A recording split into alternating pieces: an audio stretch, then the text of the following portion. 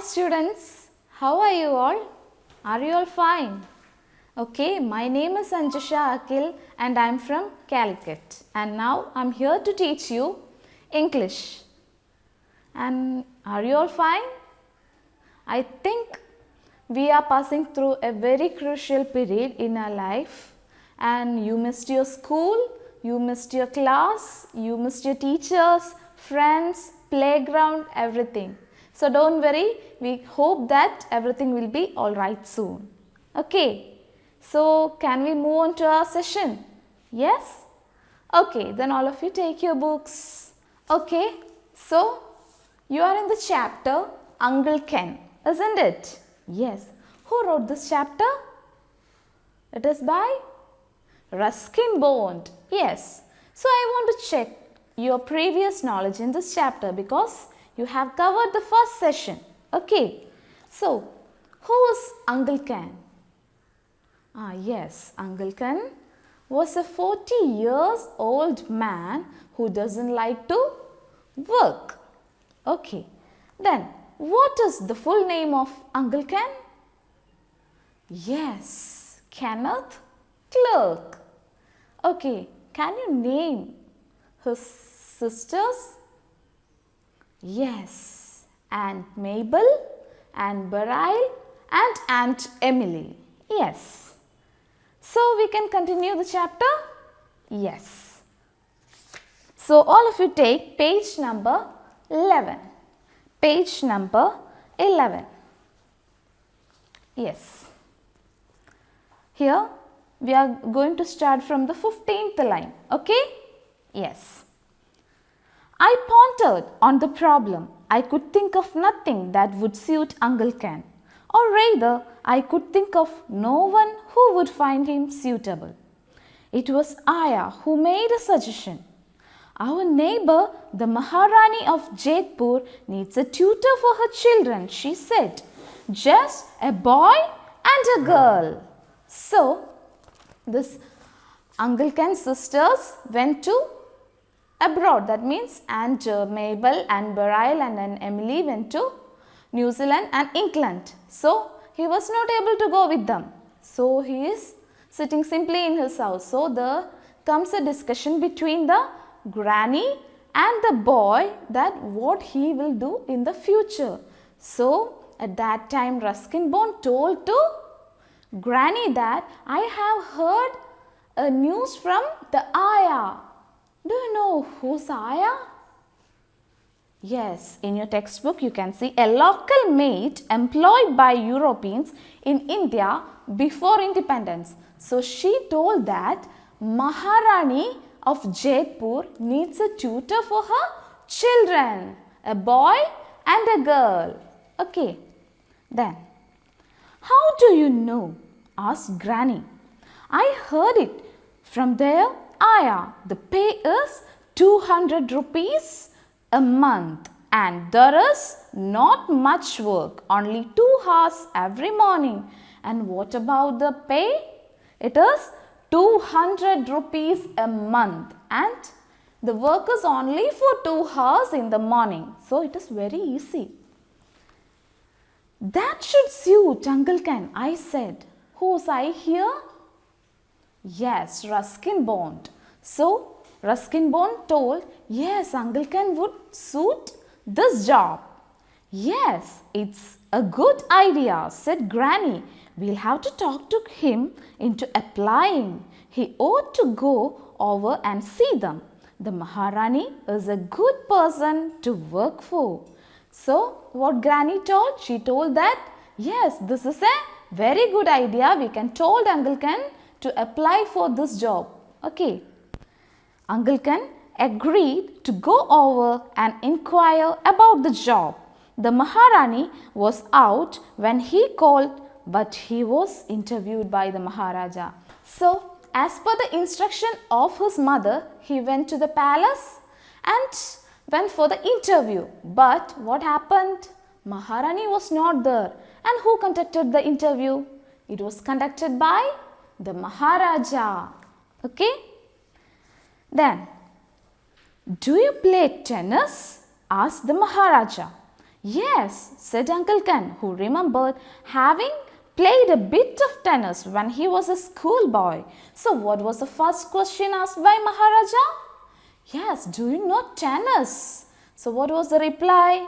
Yes. How he told yes? Because he remembered that he used to play tennis during his school days. So he told yes. Then, in the case, the job's yours. I've been looking for a fourth player for a doubles match. By the way, were you at Cambridge? No, I was at Oxford, said Uncle Ken. So the Maharaja is searching for an opponent for him in tennis. So he told that, yes, I was searching for such a tutor for my children. And were you at Cambridge? So he is asking, you are from Cambridge? And what was the reply? No, I was at Oxford. Who told? Uncle Ken. Okay, now go on to the next page. Take page number 12. The Maharaja was impressed.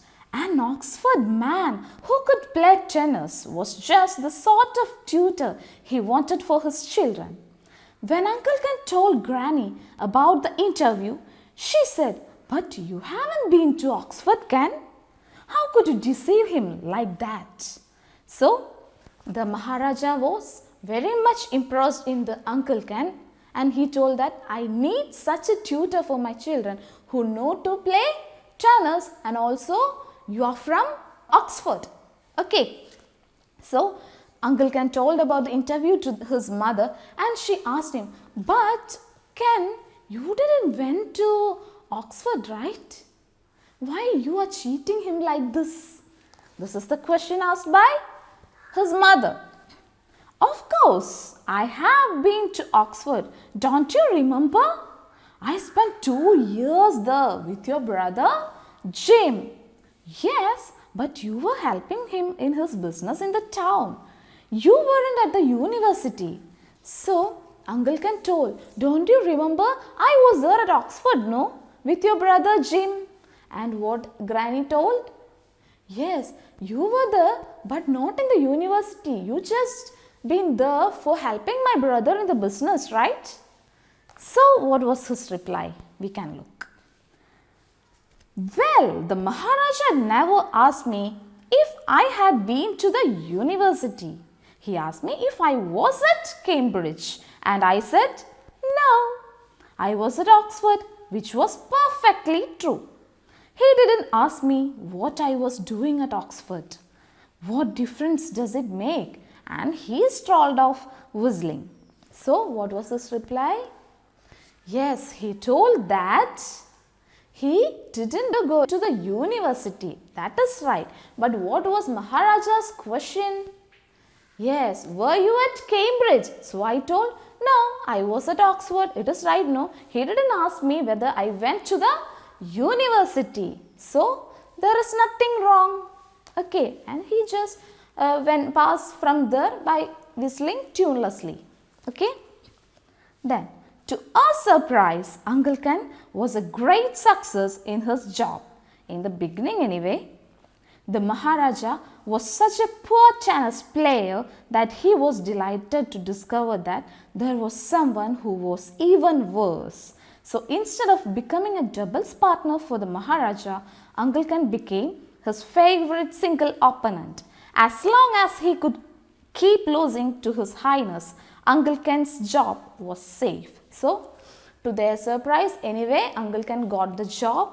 In the beginning, it goes smoothly. We can look what happened later.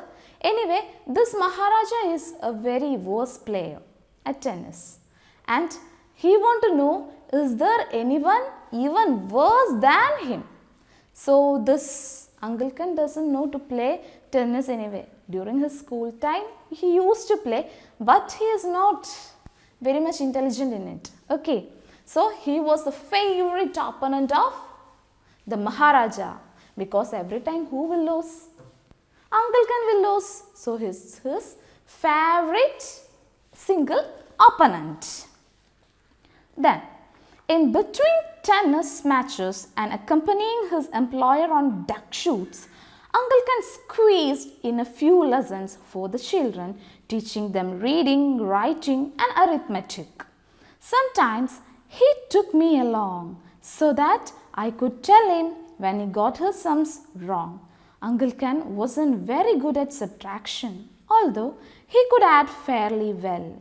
So, this uncle can teach the children how to read, how to write and arithmetics. But this uncle Ken is not too much intelligent in subtraction, okay.